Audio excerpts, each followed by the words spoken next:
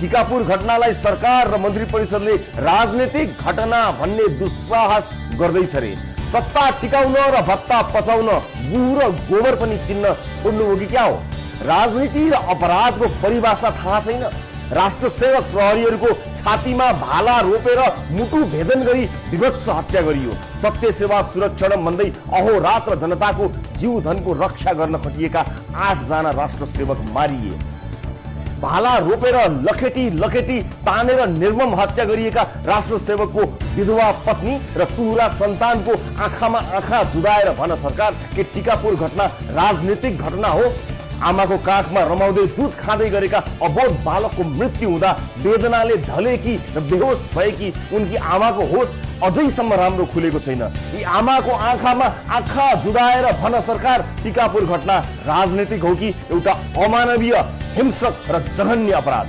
विशेष गरेर थारू आन्दोलन र टिकापुरका घटनालाई लिएर म सञ्चारकर्मी रहँदा मेरो सूचनाको दायरा आज जति फराकिलो थिएन। मेरो बुझाइको दायरा कमी हुँदा मैले कहीँ कतै मन दुखाएको छु भन्ने मलाई महसुस भएको छ। आज यस पावन दिनमा, ऐतिहासिक दिनमा मन दुखेका सबैप्रति म हृदयदेखि नै क्षमा याचना गर्न चाहन्छु।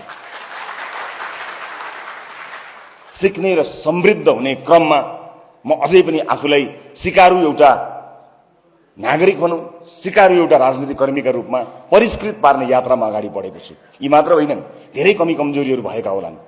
त्यसले मलाई एउटा पाठ सिकाएको छ। मलाई विश्वास छ यो यात्रामा तपाईहरूको साथमा हामी विगतमा भएका जति पनि कमी कमजोरीहरू छन् तिनलाई सच्याउनेछौँ र त्यसलाई ऐतिहासिक मोडमा लिएर जानेछौँ। जुन समाजमा विभेद हुन्छ त्यो समाज मान्छे बस्न लायक समाज रहँदैन। विभेद रहित समाज निर्माण गर्ने क्रममा पार्टी प्रतिबद्ध छ। हाम्रा प्रतिबद्धताहरू लिखित रूपमा हामीले प्रस्तुत पनि गरि नै सकेका छौँ, जसलाई यहाँहरूले हेर्नु भएको छ।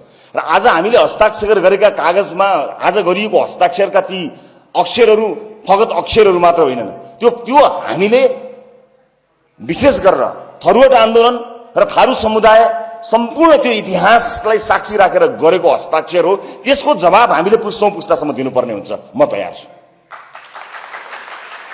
पार्टी सभापतिका रूपमा यो जिम्मेवारी लिन म तयार छु।